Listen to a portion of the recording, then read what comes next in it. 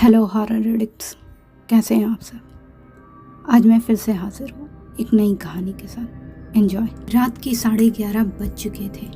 शेफाली अपने मंगेतर से फ़ोन पर चैट कर रही थी। 2 दिन बाद उनकी शादी थी और उनकी बातें ख़त्म ही नहीं हो रही थी। खैर, सुबह ऑफिस जाना है बोलकर शेखर ने फ़ोन रख दिया। वो भी शेफाली फ़ोन को देखती मुस्कुराती रही। फिर उसको ख्याल आया कि उसको प्यास लगी थी, पर वो चैट छोड़कर नहीं उठ रही थी। अब उसने फ़ोन रखा और पानी पीने को किचन में आई। पानी निकाला ही था कि अचानक आई किसी आवाज़ पर वो चौंक गई। उसने पूरे किचन में नज़र दौड़ाई तो देखा खिड़की खुली हुई थी। उसी के पल्ले हवा से टकरा रहे थे। उसने पानी की बोतल साइड में रखी और खिड़की बंद करने लगी। तभी उसे सरगोशियों में कोई आवाज़ सुनाई दी। उसने ध्यान लगाकर सुना तो उसके होश उड़ गए। ये उसका ही नाम था और आवाज़ शेखर की थी। शेफाली खुश और हैरान दोनों थी, क्योंकि शेखर से मिलने का उसका भी बहुत मन कर रहा था और शेखर गांव से बहुत दूर शहर में था।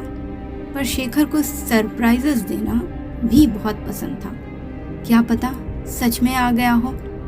पर उसके गांव में रिवाज था कि शादी से पहले दुल्हन घर से नहीं निकलती। शेफाली इसी उधेड़-बुन में थी, पर शेखर की आवाज़ सुनकर वो खुद को रोक नहीं पाई और चुपके से बिना आवाज़ किए दरवाज़ा खोलकर बाहर चली गई। बाहर अमावस की रात के सन्नाटे में हवाओं की साए उसे और भी डरा रही थी, पर वो हिम्मत करके शेखर की आवाज़ का पीछा करने लगी। जैसे जैसे वो आगे बढ़ती, आवाज़ दूर जाती सी सुनाई देती। आवाज़ का पीछा करते करते वो गांव के बड़े से पीपल के पेड़ तक जा पहुंची। वो दबी आवाज में शेखर को पुकार रही थी।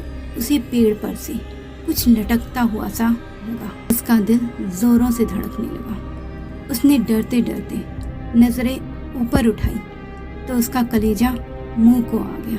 पेड़ पर एक औरत काली साड़ी में खुले बालों में पेड़ से उल्टा लटक रही थी। ये नजारा देखकर शेफाली ने डर कर कसकर आंखें बंद कर ली और जोर से चीखी, पर उस अमावस की काली रात में उसकी चीख सुनने वाला कोई नहीं था। उसने खुद होश संभाला और घर की तरफ भागी। डांट पड़ने के डर से उसने घर पर भी कुछ नहीं बताया और चुपचाप आकर सो गई। 2 दिन बाद उसकी शादी धूमधाम से हो जाती है, पर विदाई के लिए शेखर कुछ दिन बाद आता है। इत्तेफाक से उस दिन अमावस्या होती है। शेफाली विदाई में चुप चुप ही रहती है। ससुराल पहुंचकर भी उसका यही हाल रहता है। वो अचानक से उठकर कमरे में चली जाती है। शेखर और उसकी फैमिली बहुत हैरान होते हैं उसके इस रवैये से, पर सफर की थकान समझकर कुछ नहीं कहते। रात के ठीक 12 बजे शेफाली की आंखें खुलती हैं। उसकी आंखें बहुत डरावनी हो चुकी है। उनका रंग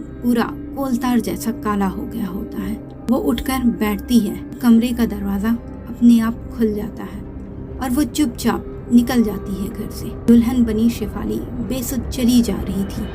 तभी एक कार आकर उसके पास आकर रुकती है। उसमें से एक 25-30 साल का लड़का बाहर निकलता है और मुस्कुराते हुए कहता है, इतनी रात गए, आप अकेली कहाँ जा रही हैं? आइए, मैं आपको छोड़ देता हूँ। शेफाली उसकी कार में बैठ जाती है और कार चल पड़ती है। थोड़ी देर बाद लड़का उससे बात करने की कोशिश करता है, पर वो कोई जवाब नहीं देती। एक जगह वो गाड़ी रोक लेता है और कहता है, अगर आप अपने घर जाना नहीं चाहती तो आप मेरे घर चल सकती हैं। अभी तक सिर झुकाए बैठी शेफाली अब अपना सिर उठाती है तो लड़के की सांस ही रुक जाती है। शेफाली का चेहरा बदल चुका होता है। आंखें कोलतार सी काली और चेहरा एकदम सफेद पड़ चुका था।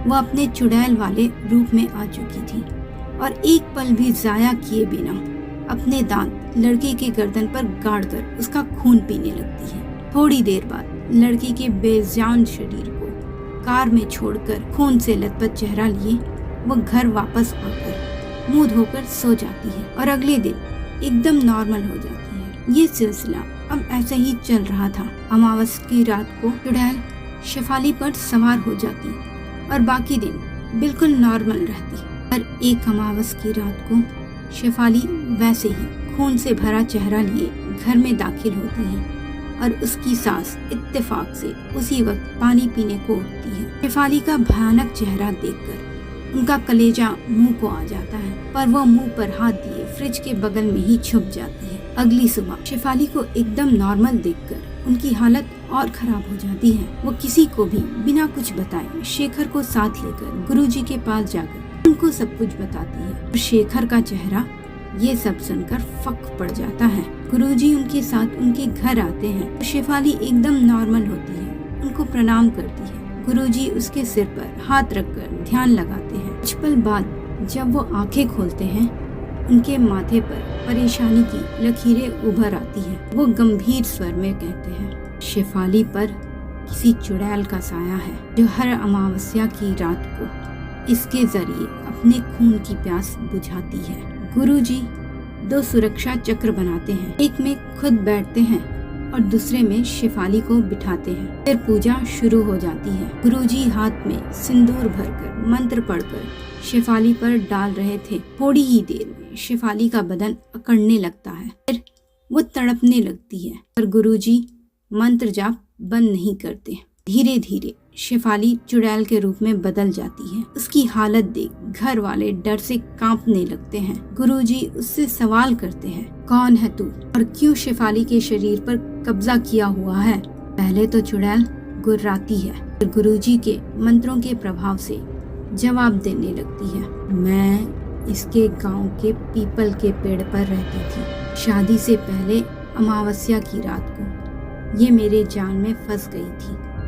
तब से मैं इसके जरिए लोगों का शिकार करके अपनी खून की प्यास बुझाती हूँ। गुरुजी उसे अपने मंत्रों की शक्ति से एक बोतल में कैद करके अपने साथ ले जाते हैं और शेफाली को उस चुड़ैल से मुक्ति मिल जाती है। तो मित्रों, कैसी लगी आपको ये स्टोरी? अपनी राय कमेंट बॉक्स में जरूर दीजिएगा और मेरे चैनल को सब्सक्राइब करना बिल्कुल मत भूलिएगा। धन्यवाद।